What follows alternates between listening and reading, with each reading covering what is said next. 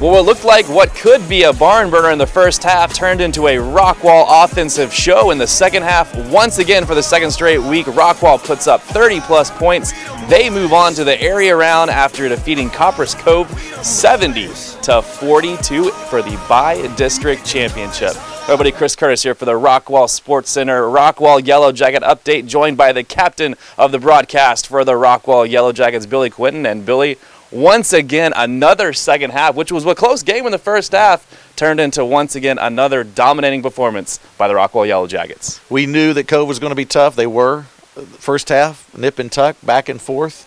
Cove had the lead a couple times. Again, Rockwall persevered. This team does not get bothered. They just keep moving along. Nothing seems to affect them.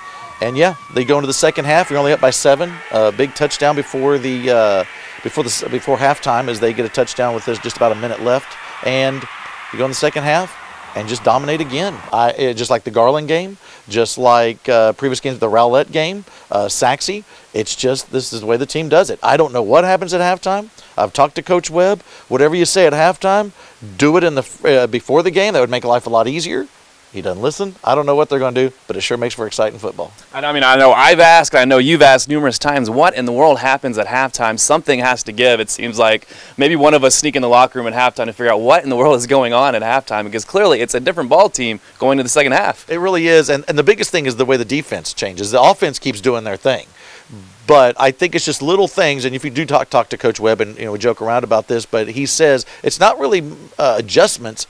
It's just going over a few things that need to be corrected, and they don't change the game plan. And it's just everybody knows their role. Let's go ahead and do it. And for the last few weeks, that's what happens. They go out there and they make the plays, they get the stops, and a game like that. And we talked about this in the first half. This is more of we don't need a shutout. We just need to make more defensive stands than Copperas Cove does. Well, boy, did they, and especially in the second half. And so it's that defense you have to give credit to. The defensive line has been outstanding all season. They got pressure on Harris, the outstanding quarterback for Copperas Cove, who had a good ball game. And the linebackers are doing a great job, but it's the secondary that are making plays also. And sometimes those receivers will get open, but they make the play, and there was numerous times that they knock the ball away once the receiver has his hands on it. So give the secondary credit. It's that defense that's keeping Rockwall in the ball games in the first half and allowing them to blow them away in the second. Keep it going. I don't know if you've noticed, but Coach Webb has worn glasses the last 2 weeks. Yes. They're 2-0, and they've scored 70 points each of those 2 weeks. Right. My question for Coach Webb is, have we just removed the contacts for the rest of the year? And I know he's a happy coach after his team's 70-42 victory over Copperas Cove. We're undefeated when I'm wearing glasses, but we're also undefeated when I'm not wearing glasses. So I guess either way, I do like being able to see better, though. So I think I'll continue to wear the glasses. As far as how we felt about the game, we're very excited. We beat a really, really good team. It was a great experience. We had a great crowd, played in a great stadium, and it was a very exciting game to play, a very exciting game to watch. So we just feel fortunate to still be playing. And Billy, one of the big plays in this game was what we call the fumble rooski. I know you guys were really excited on air when this went down with James Taylor in the 18-yard scramble. Kind of talk about that play for those that didn't see it, that weren't at the game, and how this just seemed to change the way this ball game went for the rest of the way. Well, first of all, what a great call by Coach Webb and Coach Moore, the offensive coordinator. Coach Webb had talked about this play earlier this year in one of our talks off the air, of course. But it was a great time to call it. Rockwall had just gone up 7, regaining the lead in the third quarter. They kick off. Copperas Cove fumbles. Rockwall gets the turnover. First play back, as most people know, if you follow football, you want to go after the jugular if you get a turnover and try to extend that lead. Rockwall does, but it was a different way. They get what they call the muddle, which is a huddle right near the line of scrimmage. It's normally for short yardage or for fourth down. They get up to the line of scrimmage, but James Taylor comes in, and Cove obviously did not notice this, and he hides behind the offensive line as they come up to the line. It's one of the few times you'll see Will Reed go under center. Will goes under center, looks like he's turning around to pitch the ball, but James will take the ball and run the opposite way behind the line. He basically takes it from Reed, who just got it from center, and he goes to the left as the rest of the Rockwall offense and most of the Cove defense goes to the right. One defender, a linebacker, saw James, was not quick enough to get to him, and James takes it pretty much untouched for a touchdown. Big play in the ball game. It doesn't get any better for a broadcaster to get to utter the words fumble rooski. And so that was a big highlight for us. And, it was fun. So that was a big game changer. I think it was one of the plays that turned it around. Rockwall then started blowing them out after that. They get a big stand as Cove has the punt when they get the ball back after that. Rockwall goes back down. Castile gets a big touchdown reception from Reed, and before you know it, Rockwall's up 21 points. You know, Coach Webb excited to run that play on Saturday afternoon. Let's hear what he had to say about his team's Fumblerooski play that changed the outcome of this game. Well, it's a play that we practiced a good part of the season, and it's just you never know as a coach when is going to be the right time to call a play like that.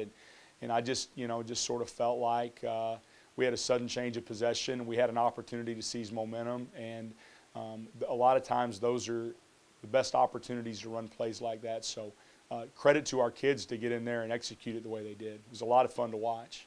And with the Yellowjackets' 70-42 victory over Copper's Cove, it sets up a 2013 rematch with Jesuit, which obviously Rockwall lost in the area round last year to Jesuit. And it's kind of a rematch type theme year this year. We got our revenge on Naaman Forest. You got the revenge on Mesquite Horn. Here we go again in the second round, a rematch with Jesuit.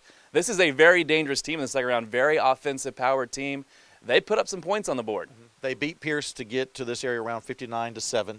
And they know how to throw the ball. Bo Schneider's our quarterback. He's a senior. We saw him last year as a junior. He put up some big numbers against the Yellowjackets. That game last year played at the Cotton Bowl on a cold Saturday afternoon.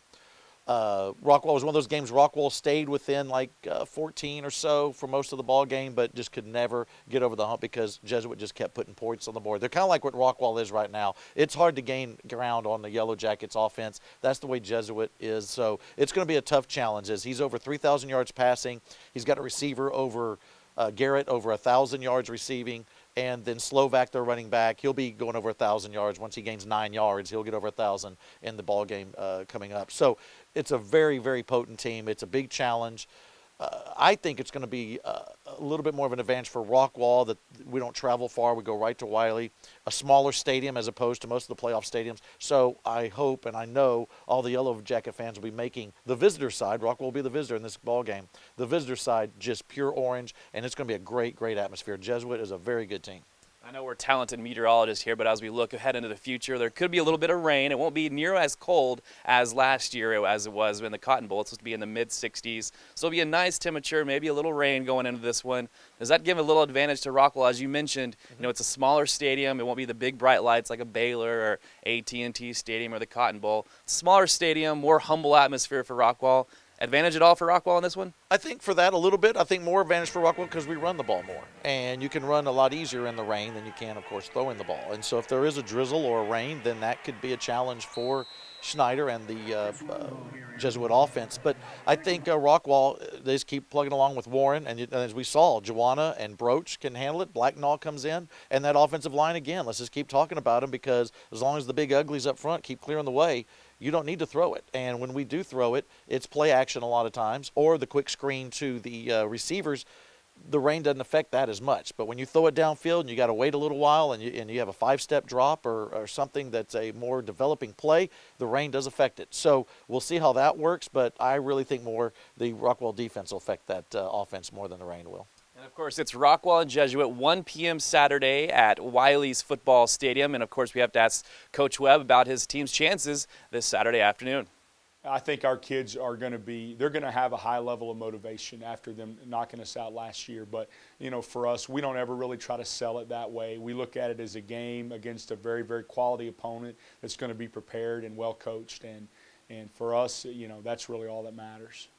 And once again this week, we want to thank our sponsors, Rockwall Sportscenter, as every Monday morning throughout the rest of the playoffs will be right here at the Rockwall Sportscenter.